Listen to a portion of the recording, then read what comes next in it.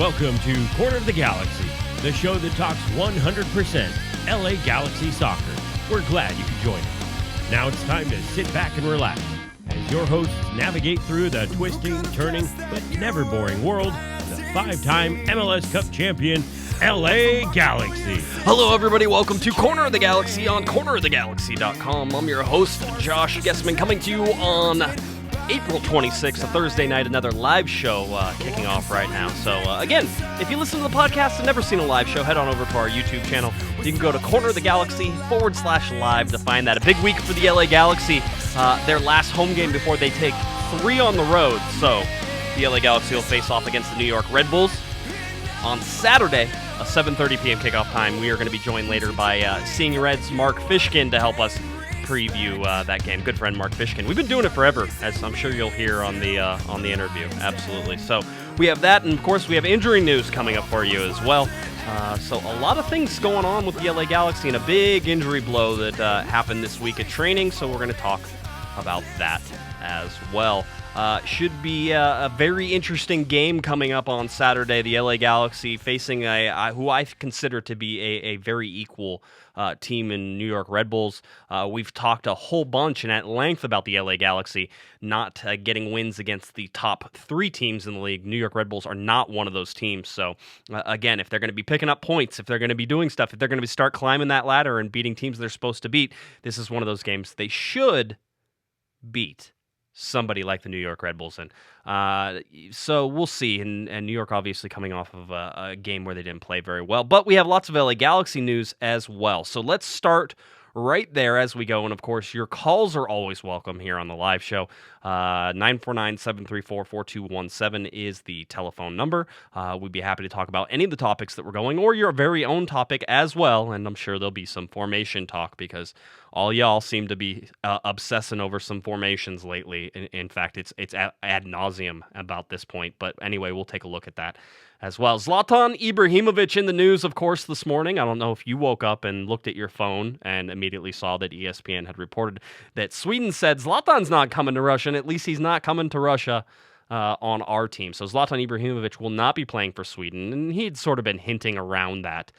Wouldn't say that he was playing. You saw him on Jimmy Kimmel saying, I'm going to the World Cup, and Jimmy even asked what kind of shoes he had on when he was going, and he was like, listen, I'll be at the World Cup. That's all I can say. So yes, Zlatan will be at the World Cup. He just won't be there playing for Sweden. He will be there as an ambassador for Visa, it looks like. So that's, again, nothing surprising. You knew that he was certainly going to come in and have some appearance at that World Cup. You knew he was good. He's a face of soccer. You can't have a World Cup without Zlatan, right? I mean, that only makes sense.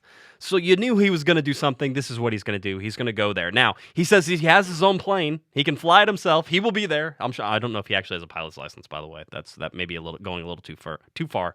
But no, he's going to go there. He's going to do his thing. Here's the deal, though, and I see people panicking a little bit. And as I always say, everybody calm down. Breathe a little bit. Maybe a paper bag. Maybe the Galaxy should hand out paper bags at the next game, so that way y'all could just breathe a little bit deeper and have a little bit more fun there. All right. But here is the schedule for the World Cup. Just so that way, again, you're aware. The LA Galaxy will play on June 9th, is their last game before the World Cup break. So June 9th, they host Real Salt Lake. It's a 7:30 p.m. kickoff time on a Saturday. Then there are not 1, not 2, not 3, not 4 days, but 20 days off in between their next game. So the next game the Galaxy play is actually on June 30th. So again, June 9th, June 30th, there are 20 days, if you count them, in between there, before the LA Galaxy have to face off against the San Jose Earthquakes. So if Zlatan's going to the World Cup, he has roughly 20 days to get it done and have his fun and then come back. And this is during the group stage of the World Cup, which starts on June 14th. Okay, so there's plenty of time for him to do his thing. Now, if he does decide to stay longer and enter into the round of 16, which starts at the very end of June, June 30th, and goes until July 3rd, he can do that. The LA Galaxy will, of course, play against DC United on July 4th. That would be another game, potentially, he could miss if he was going to stay a little bit longer. The quarterfinals of the World Cup kick off on June 6th and play on June 7th. The LA Galaxy on June 7th would be facing off against the Columbus Crew at StubHub Center. Giassi Artis has returned to, to StubHub Center. And I'm warning you now, I'm fighting a cough that I will have. This is my normal springtime cough. I think if we go back and listen to the podcast over the years, you can actually check this cough almost every single time in the springtime. So anyway, again, 7:30 p.m. kickoff on that Saturday, July 7th game for the quarterfinals. So if he wanted to stay, he could do that. And then the Galaxy play again on July 14th, which is the same day as the third place match. Because the semifinals take place on July 10th and 11th, and finally the final is on July 15th. So the potential for him missing games, if he's going to miss games, which I'm not saying he's going to, is right around 4 games when you look at it. He's probably not going to go before the LA Galaxy face-off against Real Salt Lake on June 9th. If he does go, he's probably going to go for the group stage. And here's probably how the Galaxy's training sessions are going to look as well. They're probably going to get the week off after the Real Salt Lake game. So that whole week, July 10th through July 16th, is probably off. They probably don't do any training. Or if they do, it's all optional.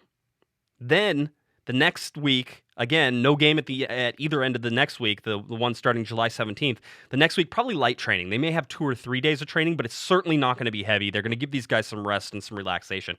It's that next week where everything kicks back up. So if Zlatan isn't back by around June 25th, he starts impacting some of those training days leading up to that San Jose Earthquakes game. Again, that game will not be played at the Avaya Stadium against San Jose. It'll be played at Stanford Stadium because San Jose is scared to have the Galaxy at Avaya. And they see them as a cash cow, of course, which they'll make about 60,000 or have about 60,000 fans at that Stanford Stadium one with fireworks and all that stuff. They sort of do that. It is kind of funny, though. The Galaxy usually play the San Jose Earthquakes around that time, if you're paying attention. It's almost always around that time, just before July 4th. So San Jose, if you are a believer of this, isn't good enough to get the July 4th game. They have to settle for the game that's like 4 days before, and they have to play the LA Galaxy. It's like one of those things. And the Galaxy obviously have played a July 4th game every year in their existence. Another little update on Zlatan there. He's not going to be on TV. He's not going to be a commentator. I know that was sort of talked about earlier this week, or at least according to him, he says. And let's read some quotes from him. Let's see. Sweden said, the Swedish sporting director Lars Richt, he says that he talked to Zlatan on Thursday. I said Zlatan. Somebody shoot me. On Thursday, and he said, I talked to Zlatan on Tuesday. He announced he did not change his mind about the national team. It is a no. So Zlatan's not going there. And then he talks about, this is Zlatan talking about the World Cup. He says, the World Cup? Yes, I am going. That is what I've been saying all the time. What did I say to Kimmel? I was going to the World Cup. I'm going, I have a plane, and I'm flying. When asked if he does television, he says, I don't do those things. I feel when ex-players do those things, they need attention. I don't need that. He also wouldn't say if he was going to miss any games with the Galaxy, saying, I cannot tell you that. It's between me and the Galaxy. I'm not giving opponents this advantage if I play or not. This is tactical. So Zlatan playing a little mind games like normal. And he very well could be that he misses 0 games, which, again, let that sit in. Zlatan away for 0 games isn't nearly as bad as everybody's panicking like he's going to miss all these games. Again, if he stayed for the entire World Cup, he'd miss 4 games. I don't think he's staying for the entire World Cup. I'll be honest. I think group stage is there, maybe a little bit into the round of 16, so maybe he misses 1 game, maybe 2 games tops, but I think that's probably going to be it. And I don't know if you guys noticed this about him, but he's kind of a competitor. He kind of likes to play games, and him watching the World Cup probably isn't as much fun as him going to the World Cup. So that's one of those things that you get to watch, you get to keep an eye on, and I think it'll be interesting to see how he interacts with the World Cup and everything else. All right, let's see. I'm trying to see in the chat room. I see everybody saying hi and doing all that. If you guys have any questions in the chat room, feel free to throw those at me. Again, a solo show for me tonight, but again, we'll be joined by Marc Fishkin coming up here in a little bit. Okay, something I noticed last night. I don't know if any of you were watching the CCL, the CONCACAF Champions League. You had Toronto FC going against Chivas. It was the second leg after Toronto had, unfortunately, not done a great job in Toronto and lost 2-1. But made a remarkable comeback in order to tie everything up and down in Chivas and faced off against Chivas and everything it went down to penalty kicks. So you had the first MLS team on the verge of possibly winning the CONCACAF Champions League. Toronto billed as the best team ever, all these things. That's great and that's fine. But here's how it goes. Michael Bradley eventually had to take a PK, and this is where my mind was thinking. So I was watching. You see, I think maybe Marky Delgado also hit one off the crossbar for Toronto. So they were already behind. Michael Bradley needed to make one in order to extend things. So Michael Bradley goes up there. I don't know. For me, I felt like Michael Bradley has ice in his veins and he would do this, but there was just something crazy about all these things that happen. And you look at it, and Bradley sends his penalty kick shot sailing over the crossbar. Might not have landed yet. It had a lot of pace on it, and it goes away. So I got there, and as soon as he hit it over the crossbar, I got this feeling in my heart, all right, because it brought up a very painful memory, but it was a memory that, again, I've shared with you on this show many times, but it was a memory that shaped really my path in following the Galaxy and doing all these things. So I sort of wanted to ask you, what memories you have about the Galaxy, because here's my memory. Landon Donovan, 2009 MLS Cup, it's in Seattle, playing against Real Salt Lake. Remember, 2008 was a horrible year. 2009, Bruce Arena comes in at the end of 2008, rebuilds the roster, puts some things together, and the LA Galaxy go on sort of an unlikely march to MLS Cup against Real Salt Lake. And they were the favorites against RSL whenever they got there. This was all good stuff. Donovan Ricketts ends up getting hurt. Josh Saunders, has to come in. All these things happen in the game. It goes 1-1 basically through extra time. It goes into penalty kicks. Everything sort of gets played out. Landon Donovan goes up and he sails one over the crossbar into the Seattle Sounders fans who were there not watching their team play in a cup. So it was a painful memory. It was. But at the same time, I know there's memories out there. And whenever I put this out on Twitter, there were tons of people who came out and said, "Oh my God, yeah, I remember that. I remember I was there." And one of our listeners, Mark says, yeah, he goes, "I had driven all the way from Los Angeles to Seattle after a team I was coaching had just got knocked out of the semifinals in like a championship." So he goes, "I'm already in a bad mood. I drive straight through from LA to Seattle," which is about a 7-day drive, if I'm correct, about that much. It's very long. It's a very long drive. So he gets there and he watches the game, and I was in the stadium for that game in 2009. So I was there as well.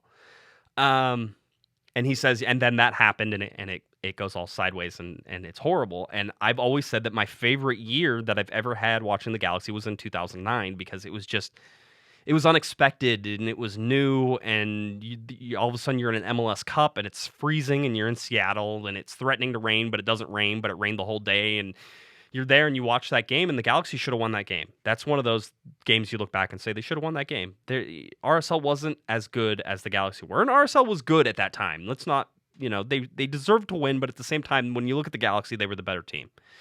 So that's one of the stories that we had, but I want to hear your stories about what made you a fan, because people are saying that cemented me as a fan because the heartbreak was there. And then if you look at 2010 with the LA Galaxy going and getting a supporter shield and then getting knocked out to FC Dallas, again, another sort of blow. And you're like, wait a minute, the Galaxy were the best team all season. They should have had more. So that, and then you get to, the euphoria of the Cups in 2011 and 2012. So, I mean, that's sort of things, but I know there's memories out there. I mean, some people have, a bicycle kick by Chris Klein being that moment that cemented their fanhood. Some people have walking into the Rose Bowl in 1996 as their main memory. But I think it's interesting that when you talk and you share these memories, first of all, people are like, "It's too soon, man." And I'm like, "Okay, it happened 9 years ago. We can all hang out there for a little bit." Excuse me. So you can do that stuff, but again, if there's memories, I'd love to hear them. So you can send them in on Twitter at Galaxy Podcast, or so you can email them in cornerofthegalaxy@gmail.com. Either of those work, or you can call me up on the phone 949-734-4217. if you want to go ahead and get that in. But again, think about some of the memories that you have as an LA Galaxy fan, and think about how lucky you are just to have most of those memories, because there's, just in my short lifetime of covering the LA Galaxy, I've seen them lift 3 MLS Cups.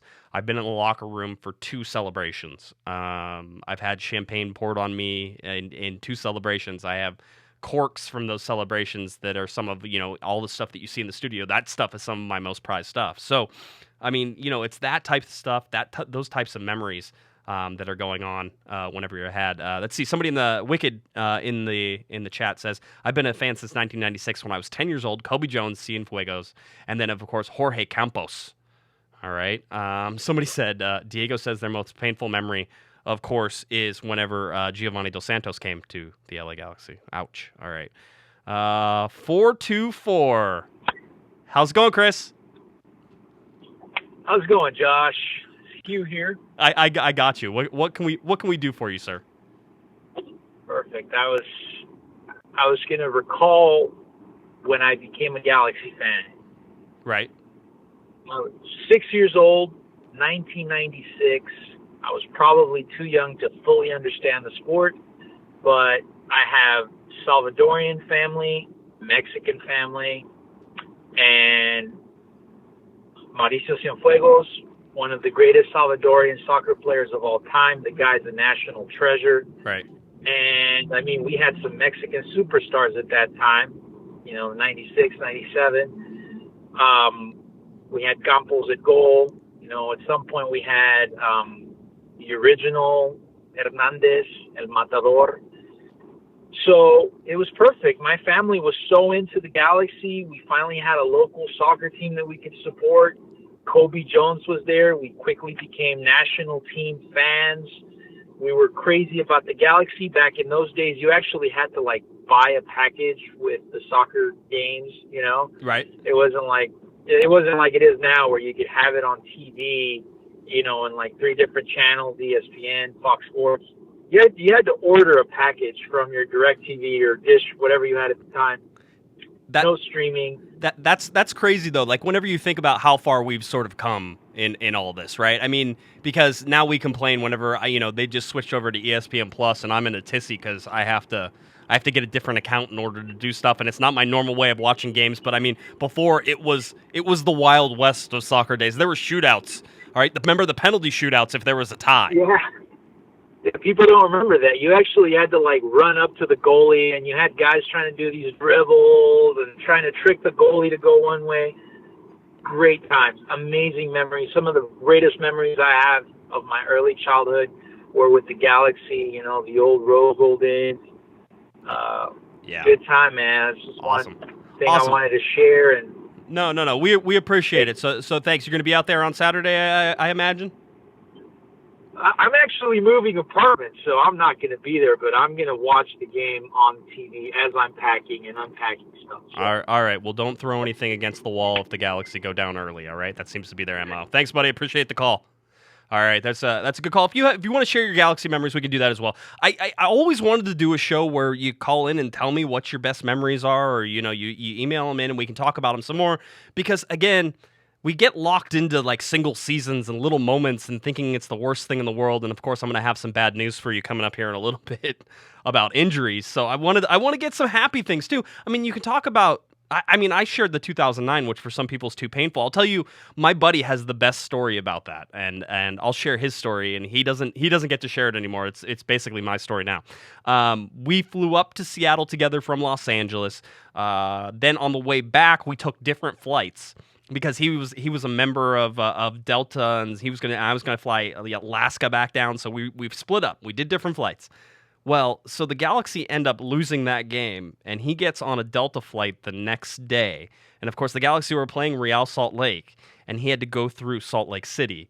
And so he flew back on a plane full of RSL supporters with their scarves and chanting about how they won the MLS Cup. And he's sitting there, and he's got his hoodie on, and he goes, all I did was put my hoodie on, closed up the strings, and tried to sleep and he goes, and it was the worst flight ever. So anyway, that's my favorite. I think that's the best story every time. So people are saying, bring back Golden Goal, all right? Fox Soccer Channel, right? I mean, come on. I'm not even that old covering soccer, and I feel like it's light years from what it was back then. All right, let's go on a little bit more about the Galaxy. There have been some rumors circulating. There's a couple different rumors circulating. One that Siggy Schmidt was on his way out. That was a rumor that had circulated last week. And the other thing that had been circulating was that perhaps LA Galaxy's Ima Boateng was going to Seattle. Lots of people talking about that. It was written about in MLSsoccer.com. So I will attempt to address both of these. I will tell you that in both of these instances, I can't find any reason to hold them up and say that these are credible rumors. I certainly think that if you're looking at Ima Boateng, that there are people who are interested in him. Okay, I don't think his start to the season has been very good. And last week, despite the fact that I was told by the team that he was out for a coach's decision, he actually had an injury. So it was a ligament strain in his knee, and he looks like he's available and ready. He's been training this week, so that's good. Minor little thing. So anyway, Ima's back. At least that's what they're telling us, and that's how it is. I mean, if you really want to play conspiracy theory, is he didn't play last week because they were going to trade him, and then that trade didn't go through, and now he's back. If that's the conspiracy theory. Hold on, we got another call here, so let's go to 323. Who's this? Hey, Guesman, this is David. Hey, how's it going, David? What's up, buddy?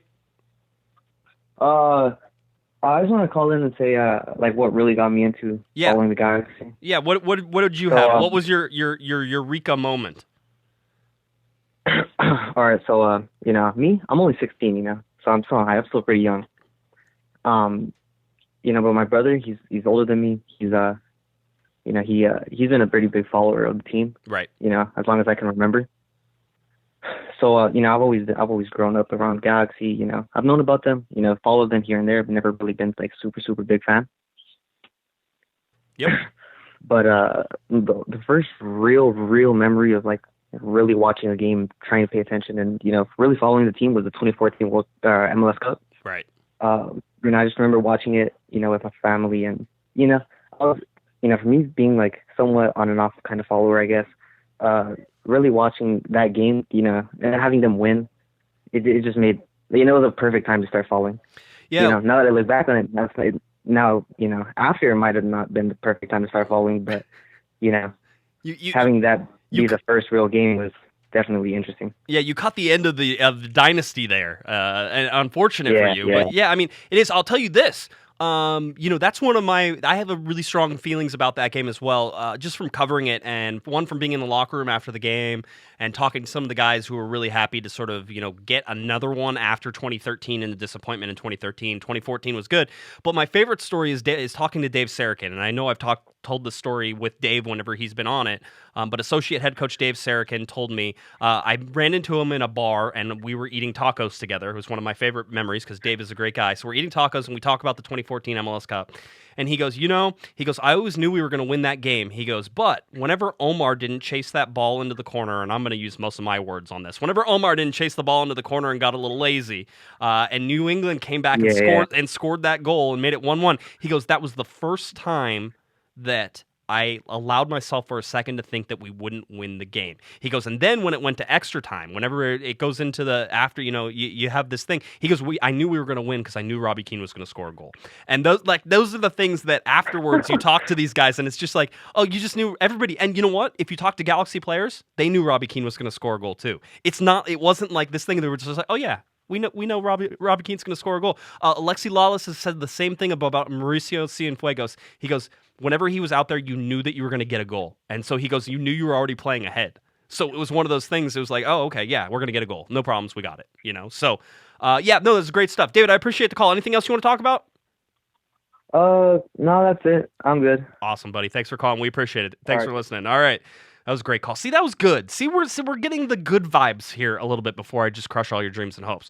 So anyway, to Boateng. I'll tell you right now, Boateng, again, the conspiracy theory is that he sat out because they were going to trade him and blah, blah, blah, blah, blah. Okay, that's the conspiracy theory. I don't think there's much to it. I haven't heard anything. Not that I hear everything all the time, but they have to be pretty quiet in order to get by me. Anymore. So, this could be something. He has not had the best start with the Galaxy. I think that he's shown that he is one-dimensional player, that really he's all speed, and that's great. And I think if they could use him in the proper spot, which would be off the bench as a sub to come in against tired legs, I think they could open up offense. I really do. But I don't think that he is somebody you certainly need to keep. So if they had a good deal to send them and do some things, then yeah, maybe that's where Imo Boateng could go. But I'll tell you, with all the injuries they continue to pick up, it's like Emo's probably going to start, on Saturday. So, also in the chat room, Diego says the best memory is when they remember about Pato to the Galaxy. Yeah, there you go. So that's how you get blocked in the chat room. I should really bring that back. I know we're sort of building on the Panda and Pato in the morning on the Monday show, but ease up on the Pato stuff. I can only handle about this. Yeah, I'm going to get him on the show, I think. Maybe he seems like I think that's what I should do. I should just get him on the show. We can talk this out and have a good time, and we can figure out whether or not he's actually coming to the Galaxy. That's what I should do. I should be accused of tampering. That's what I want to do. So anyway, Imo Boateng, again, with Siggy Schmidt on his way out. No, I mean, we're just not hearing anything. So, could these things eventually be true? Yeah. Do the Fox Deportes guys get credit for calling Zlatan to the LA Galaxy like 2.5 years ago? No, because it's like they're coming. All this stuff is happening. No, it's going to happen. It'll get there. But for me, the Galaxy aren't looking to trade Imo Boateng, and if they do, they will entertain offers, as you should if you're the Galaxy. You should look to move some pieces. You have too many midfielders.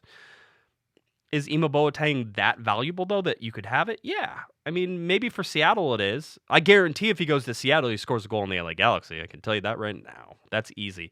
But again, so that's sort of where we sit on all that stuff. So we'll see. All right, we got another call. Good. We're starting to kick off now. Now we're having some fun. All right, 323. Who's this?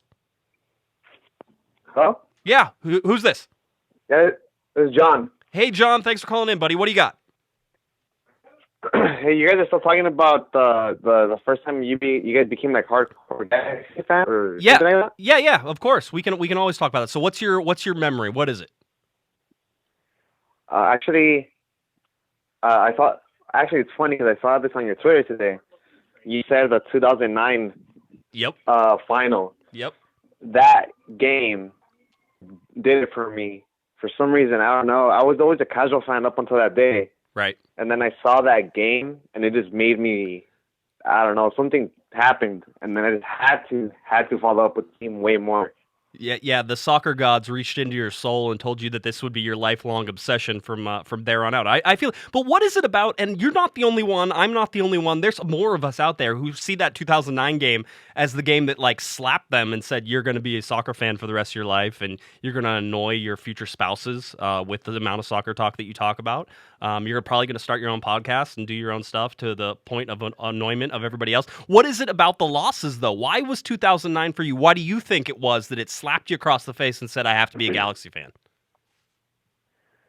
I think it's just the way, like, seeing the team kind of, the way they reacted, because I remember seeing people crying after that, and for some reason that just stuck with me, like, yeah. It's just I don't know, it's just a memory seeing them kind of, if I remember correctly, for sure Donovan missed that last one, and then I believe his name is Russell scored or someone. Yep. Yeah, I think you might be right. Yeah, it was crazy. It was a weird sort of stadium if you were there too, because you remember it's all Seattle fans for the most part, and then there's like a smattering of Galaxy fans and a smattering of RSL fans, but they're mostly Seattle fans, and they probably don't even care. But Donovan misses it, and like the energy just went out of that whole stadium. It was done.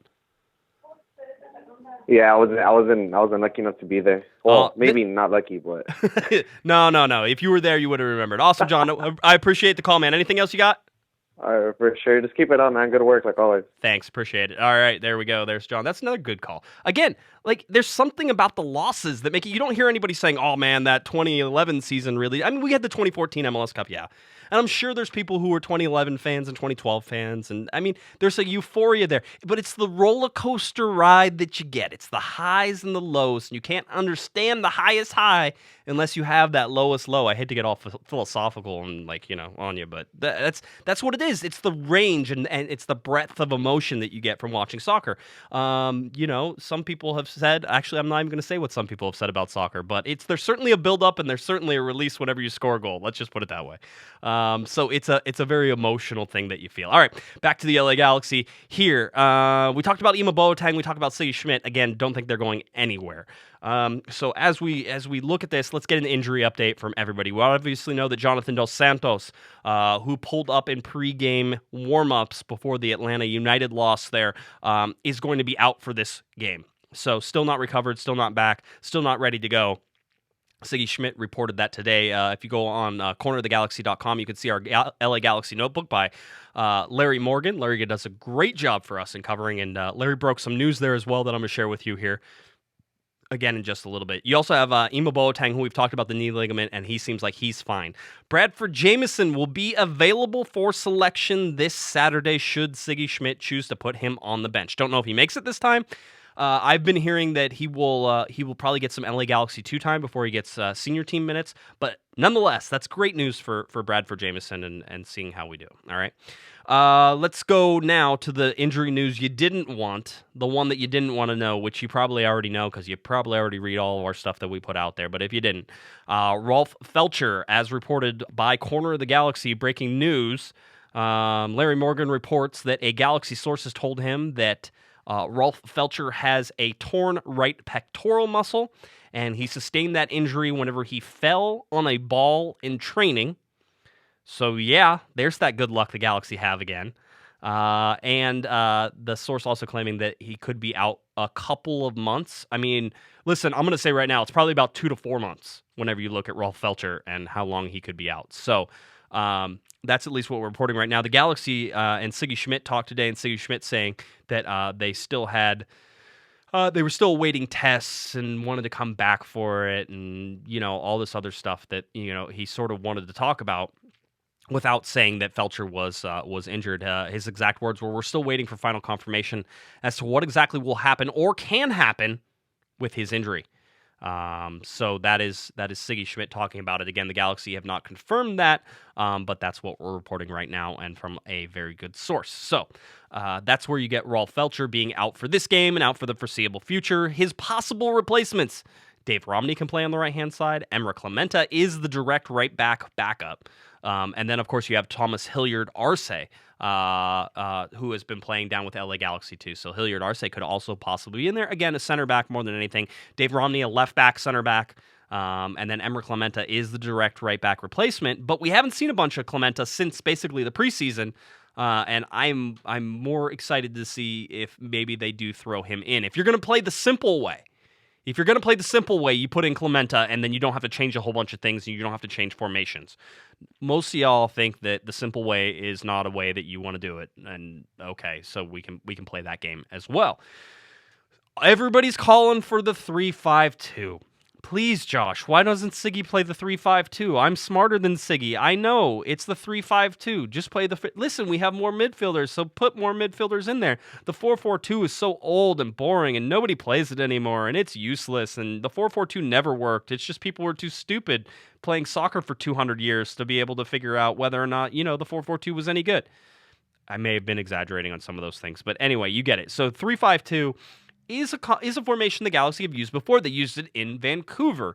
You remember that's when they had nobody available. And you had guys like Shelvik, you had Hilliard Arce, and you had Steres playing in 3 center back positions, which, in my opinion, if you're going to have a 3-man back line, you better have 3 center backs.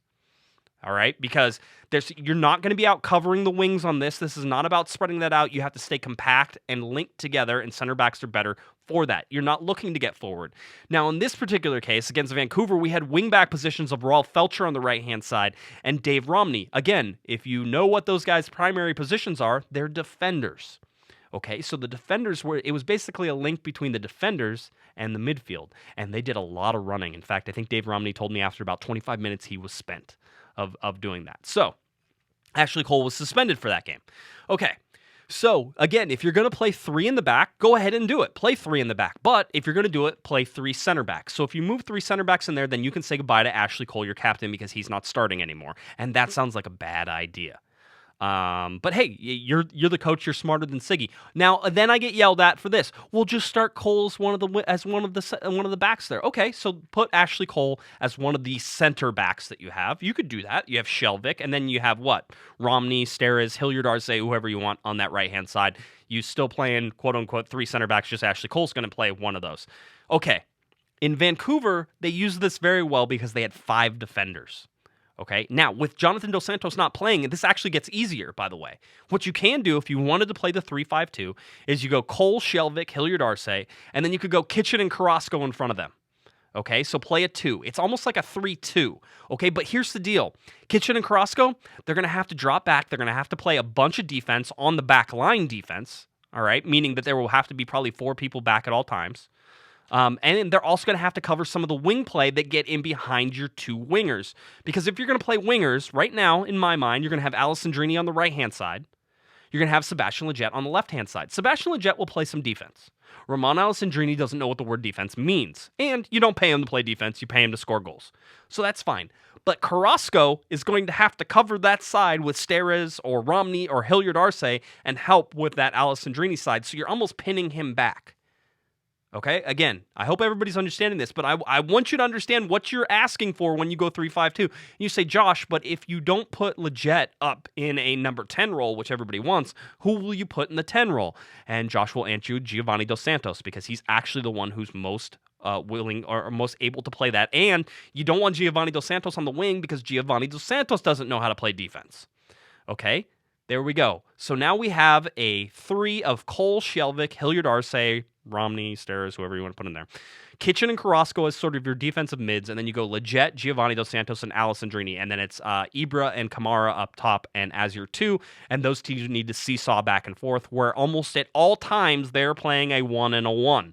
Somebody will be above and somebody will be below. I would like it if Ibra is underneath and Kamara is more to the top, stretching, and seeing if they can get in behind the New York Red Bull defense. So, if you're going to play a 3-5-2, that's what I would do. I will tell you there's some real shortcomings in this. One is the amount of work that Ashley Cole will have to do in that back 3, and how much you're going to put on. Granted, the guy just continues to tick like a clock, and there seems to be nothing wrong with him. So you can choose to do that, or you can put a center back there, and Ashley Cole sits on the bench, and maybe you bring him in as a defensive sub. Here's the thing: is that you have Bradley Wright Phillips going up against the LA Galaxy, and BWP knows how to exploit a 3-man back line pretty much, probably better than anybody else. So you're going to have your hands full there. Shelvick, Shelvick and Cole and whoever else you're trying to put over there are really going to have to keep an eye on them. And plus, New York is a go forward, all the time, gas down, pedal going forward. So you're going to need a lot of defense. So that's why you put in the defensive midfielders there. Again, if Jonathan Dos Santos is in this lineup, you probably can't play a 3-5-2 because Jonathan's going to get forward, whereas Carrasco and Kitchen really do need to sit back and almost make it a back 5 instead of a back 3. New York has had some trouble breaking down some people as well, so maybe that makes some sense. But that's what you have to do for a 3-5-2. But understand the shortcomings of this. Against Vancouver, the reason it worked is because there were 5 defenders back there. So if you're building a 3-5-2, in my opinion, you better have 5 defenders on there. And Kitchen and Carrasco are going to have to be your 2 other defenders on that. And that makes it not narrow at all, or extremely narrow in the center of the pitch and not necessarily able to cover wide like you did with the wingbacks with Romney and Felcher. They were able to cover wide areas and work their way in and then go forward from there. Again, this is a little modification on that, and this is as defensive as I can make this lineup without being in trouble. Most of y'all want to throw all your midfielders, all your attacking midfielders into that midfield, and then you're going to have 3 defenders back there, and you're going to complain about the defense. So again, keep that in mind for the 3-5-2. I actually think that Siggy could play an option like this, could go 3 backs. Now is the time to do it. They know well in advance who they're not going to have and who they are going to have. So now we'll just see whether or not they do it. And they could still go with a 4-4-2 as well, because that still sets up pretty well for what they're trying to do as well, with Kitchen and Carrasco still doing a double pivot. You could have Lletget out on one side. You could have Giovanni Dos Santos on one side and Alessandrini on the opposite side. Maybe Lletget as a substitute. But again, it gets a little more difficult to put some really good players on the field in a 4-4-2 right now without Jonathan Dos Santos. And you saw what happened when the Galaxy didn't have a number 10 that last game. All right, there was a giant hole in the middle of the field where Baggio Husidic was supposed to be, and that's just not Baggio's game, and we're certainly not going to blame him for that. Or at least I'm not too. You guys seem to blame everybody for everything, so I'm sure you'll blame me for that.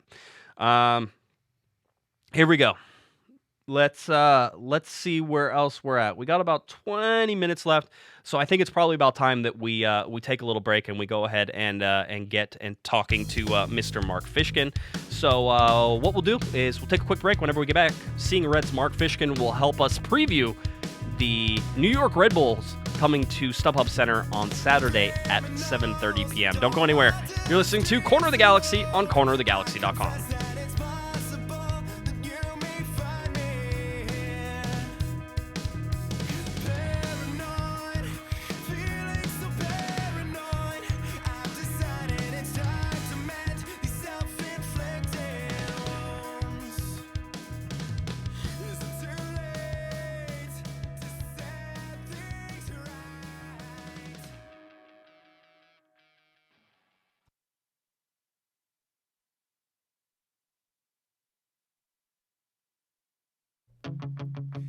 Living in my head, breathing in the noise.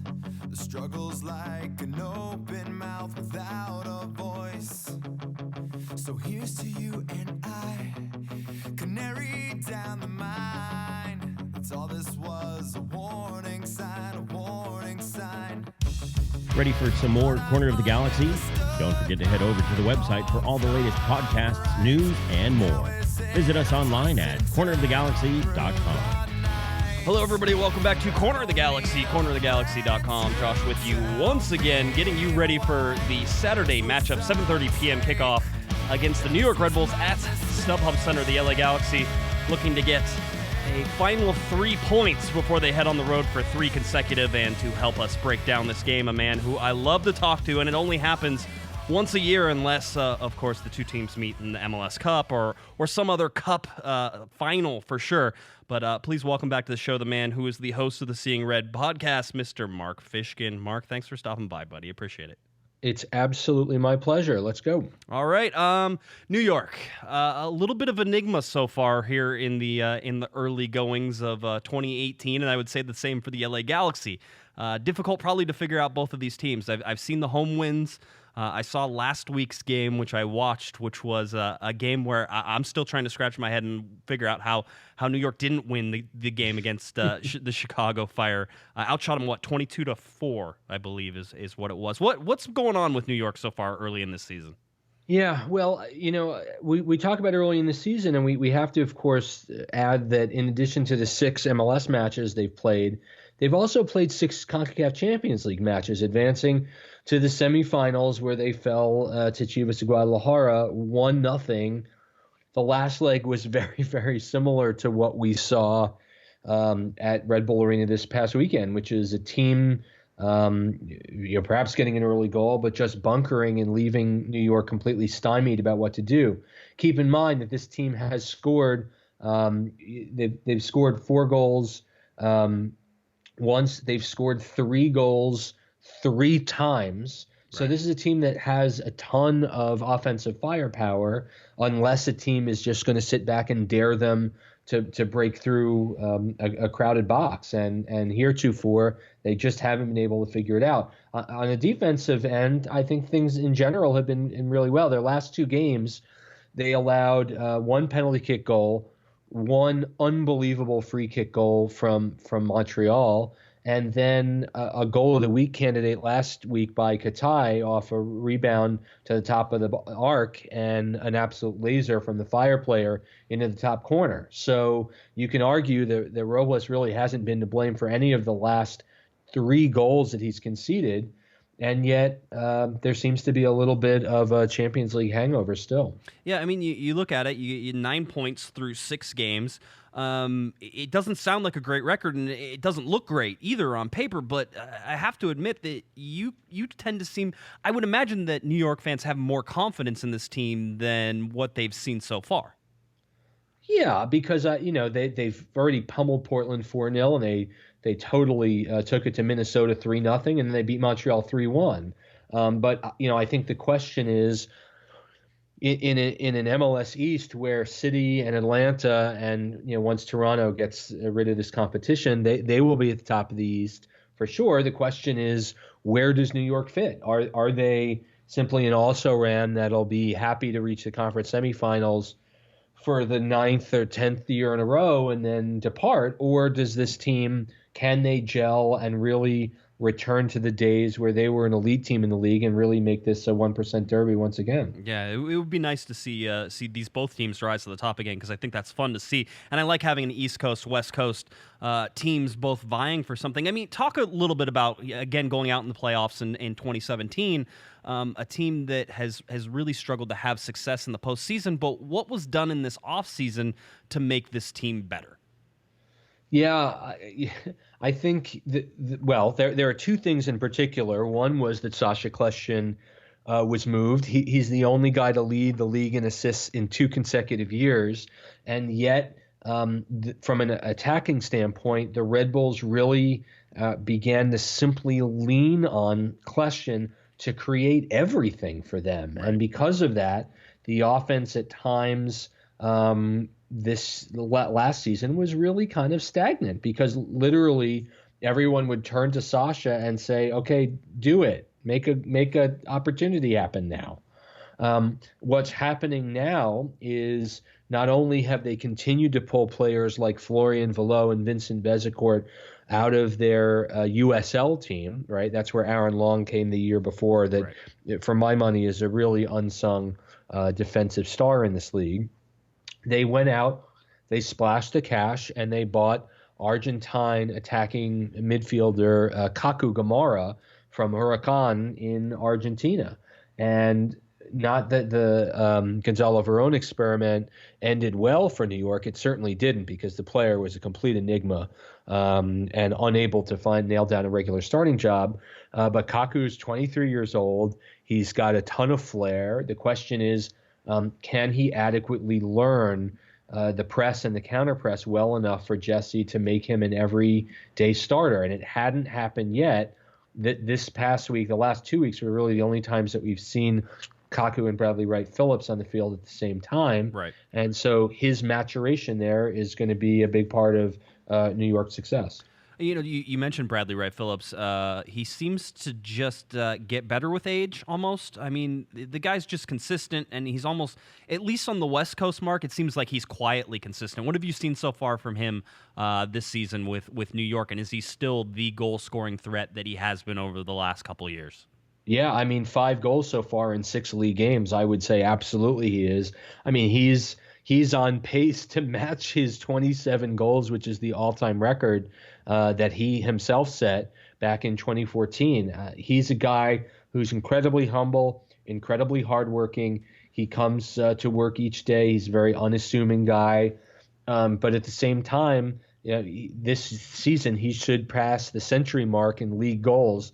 He has 91 now. He's already done it in all competitions for the franchise. I think he's on 109. Mm-hmm. And, he doesn't do it with a lot of flash. He doesn't do it necessarily with a big personality. He's kind of a quiet guy, but he goes about it and he gets it done. The one thing that will continue to bedevil Wright Phillips is his inability to convert in the playoffs and or in playoff-like atmospheres. So it's been a real bugaboo for him, and I know it angers him significantly.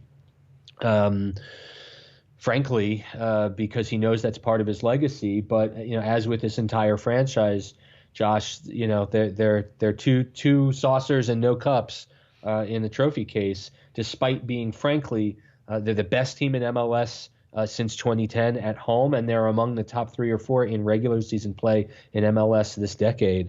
It just hasn't translated into postseason success. Yeah, and if the Galaxy wouldn't have fallen completely off the table last year, you could name them as one of the better teams throughout that time period as well. These two teams have always had good matchups. I go back to my second most exciting game ever, because the most exciting game I think I've ever watched in my life was obviously the 4-3 win for the LA Galaxy over LAFC earlier this year. But the second most exciting game I ever saw was a 1-1 draw, Marc Fishkin.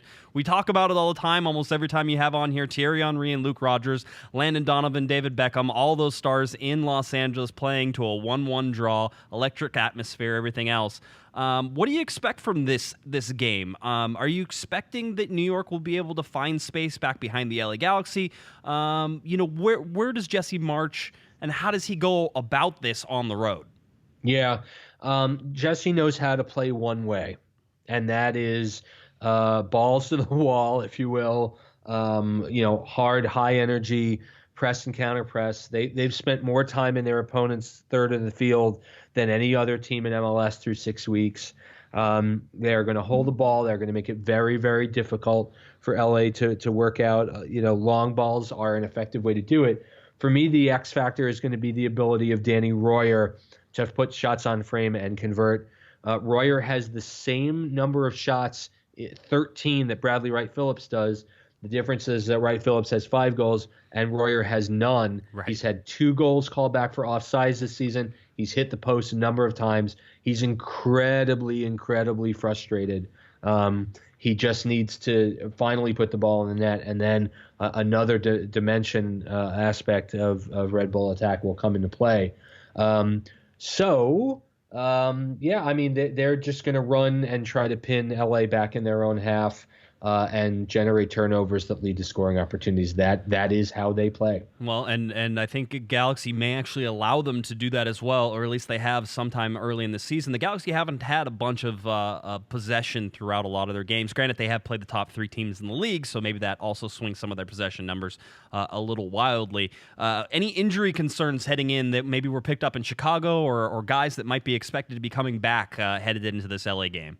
No, I think you're going to see pretty much a similar lineup that you saw against Chicago. The only difference is going to be what Jesse Marsch wants to do with Mark Shatkovsky, who is on loan from Red Bull Salzburg this year. He is really a true. He's been playing as a defensive mid. Right. He put Sean Davis on the bench last week. We didn't see a lot of cohesion between Shatkovsky and Kaku last week during the game against Chicago, and that created a gap in the midfield. Ordinarily, if Kaku's playing at the head of the midfield triangle, Tyler Adams and Sean Davis in the back, that's been a recipe for success. So that would really be the only choice. The other thing that he could do is perhaps pull Florian Valot off the field, put Kaku on the right side, put Sean Davis as the number 10, and then Shatkovsky behind him with Adams. So, we'll certainly see they definitely need a little bit more midfield cohesion. And if we see that, New York could be in business. All right, Mark, then go ahead and give us your prediction for this game. Can New York come out and get their first win on the road here in 2018 against the LA Galaxy? Yeah, it's a good question. New York hasn't won at StubHub since 2012, so it's been a while, but still, I think they have the ability to do it. A tie wouldn't surprise me, but a 2-1 win for New York would also not surprise me. Or frankly, a 1-goal loss. I think it's a real toss-up. Both of these teams are in transition and really figuring themselves out. I think it's just going to matter who's going to get the calls and who's going to get the breaks. Of course, Marc Fishkin, you can find him on the Seeing Red podcast. Mark and I have been doing this for a very long time, I think about 9 years now, Mark, so it's always great to talk to you. You do an excellent job out there on the East Coast, and I'm glad that you could stop by and give us a little update on your team.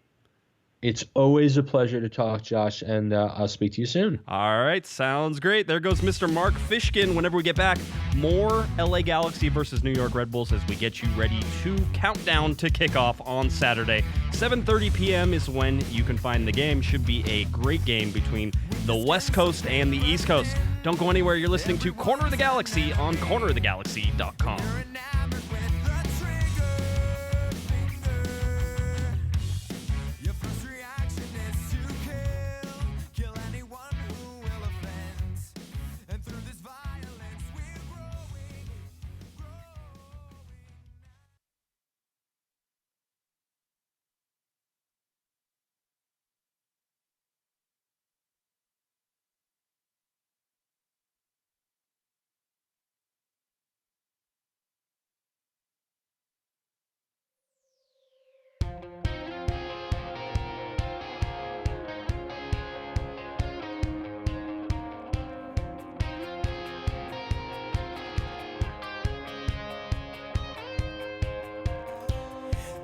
Recording from CoG Studios and not their mom's basement, it's Corner of the Galaxy. Hello, everybody. Welcome back to Corner of the Galaxy, cornerofthegalaxy.com. Glad to have Mr. Marc Fishkin on the show.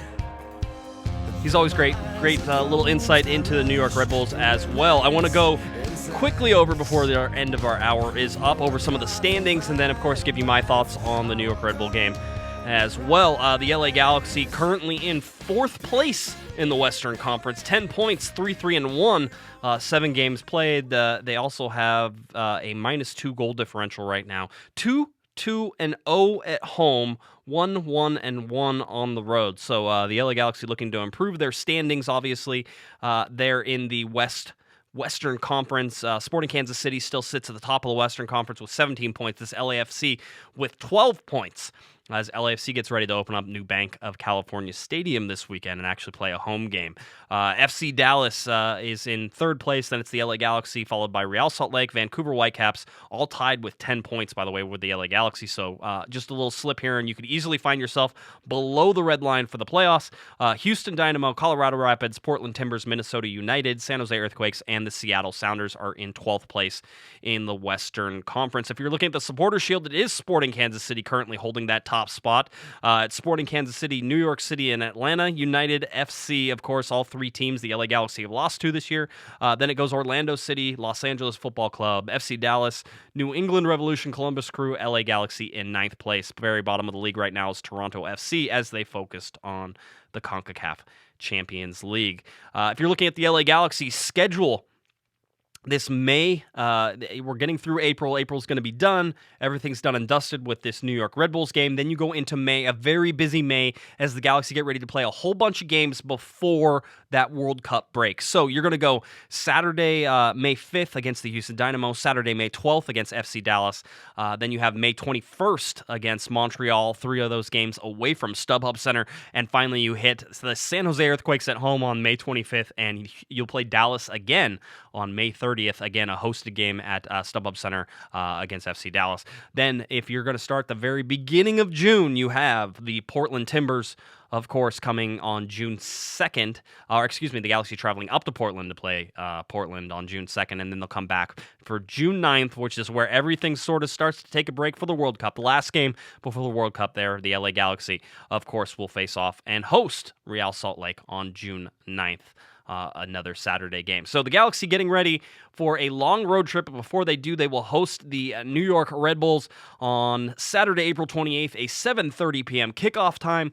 Of course, this game is on Spectrum Sportsnet and Spectrum Deportes, but it's at home, and you should have tickets, and it's going to be another sellout, so get your tickets now.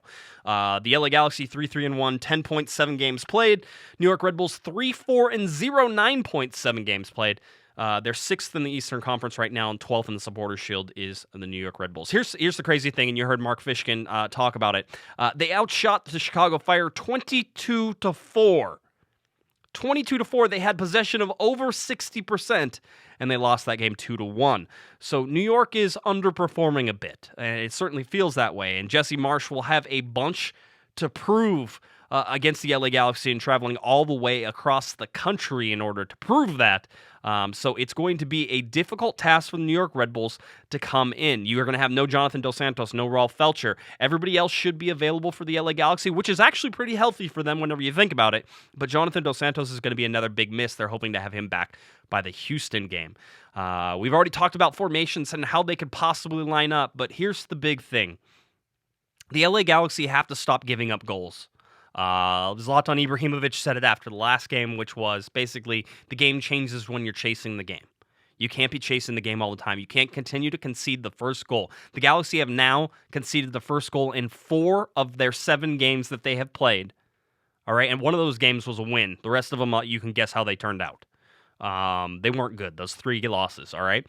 So the Galaxy can't be playing from behind all the time. That's not what you want to see, so they need to score a goal. You see what happens in Chicago whenever the Galaxy score a goal. Get in there, score a goal, do a whole bunch of things early. Then they can control the pace of the game. Then they don't have to chase the game. Chicago was chasing the game. Chicago had to play out of their shell. So the Galaxy need to score the first goal in this game, and that's going to be tough. That's going to be very tough with guys like Bradley Wright Phillips and Kaku and Royer, as Marc Fishkin was certainly pointing out. So it's a very difficult ask for the Galaxy, and you don't know who's going to be playing in defense.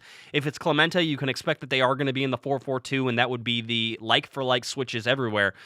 We'd see what they do in the middle, whether Giovanni Dos Santos plays in the middle with Sebastian Lletget out wide, or Giovanni Dos Santos plays sort of on the left, but Perry Kitchen is still going to be that guy who's going to be your defensive emergency defender there, playing in the midfield. He'll be dropping back and doing that stuff. So again, really want to see Ola Kamara get off the mark here and get a goal because he's been working so hard and he has to change the way he plays with Zlatan Ibrahimovic.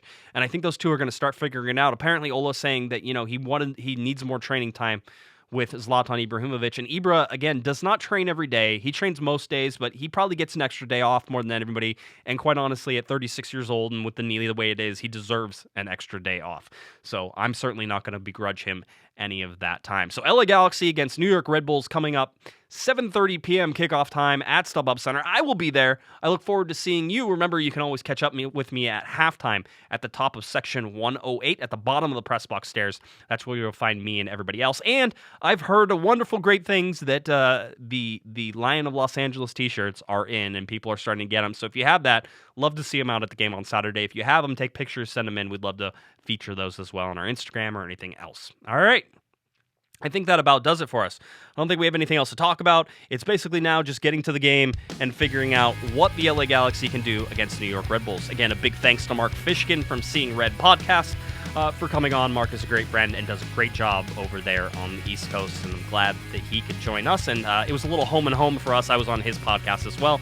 So if you want to hear what I had to say about the LA Galaxy and you're not sick of hearing me talk already, go ahead on over and check out the Seeing Red Podcast. All right. For Mr. Marc Fishkin, I'm Josh Guesman. You've been listening to Corner of the Galaxy on cornerofthegalaxy.com. Hope everybody has a wonderful, safe weekend. We will see you out at StubHub Center. Have a great one.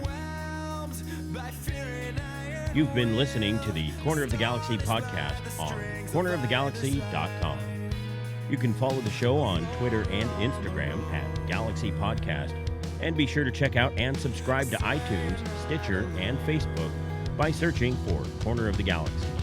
And for all of your independent LA Galaxy news, discussion, and entertainment, including this podcast, head on over to cornerofthegalaxy.com. Fans, thanks for listening. We ask that you be kind and courteous to your neighbors as you leave the podcast. We thank you for joining us and look forward to seeing you again. Until then, I'm Michael Araujo, and on behalf of the entire Corner of the Galaxy crew, goodbye, everybody.